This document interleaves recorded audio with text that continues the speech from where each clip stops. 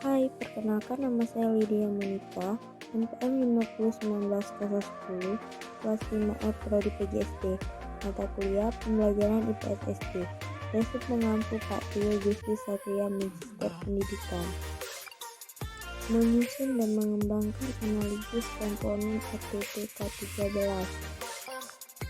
Pengertian RPP. RPP adalah rencana kegiatan pembelajaran tatap muka untuk satu pertemuan atau lebih. RPP dikembangkan dari silabus untuk mengarahkan kegiatan pembelajaran peserta didik dalam upaya mencapai kompetensi dasar atau KD.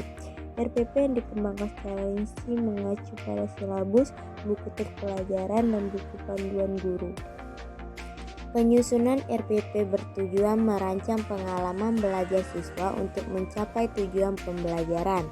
Tidak ada alur pikir dan spesifikasi untuk menyusun suatu RPP, karena rancangan tersebut seharusnya kaya akan inovasi sesuai spesifikasi materi ajar dan lingkungan belajar siswa, atau sumber daya alam dan budaya lokal, kebutuhan masyarakat serta perkembangan ilmu pengetahuan dan teknologi. Pengalaman dari penilaian portofolio sertifikasi guru ditemukan bahwa pada umumnya RPP guru cenderung bersifat fleksibilitas dan kering akan inovasi.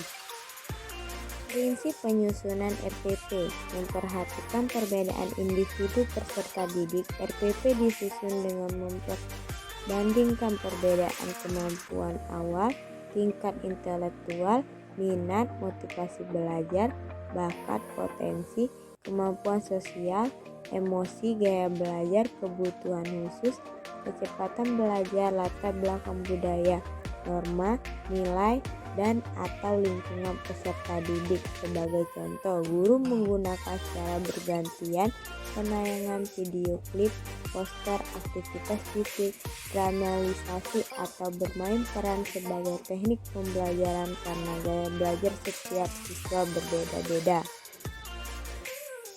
Penilaian pada K13. Di dalam K13, kegiatan penilaian belajar diselenggarakan untuk mengukur kemampuan siswa menguasai kompetensi pada aspek sikap, pengetahuan, dan keterampilan. Dari sinilah kita dapat melihat bahwa penilaian belajar siswa bersifat menyeluruh, tidak melulu pada aspek pengetahuan, melainkan pada aspek sikap dan keterampilan. Dengan demikian, siswa dapat berkembang secara utuh. Fokus penilaian dalam K13 adalah keberhasilan belajar siswa dalam mencapai standar kompetensi yang ditentukan, meliputi sikap, keterampilan, dan pengetahuan. Pencapaian kompetensi siswa benar-benar terukur dan empiris.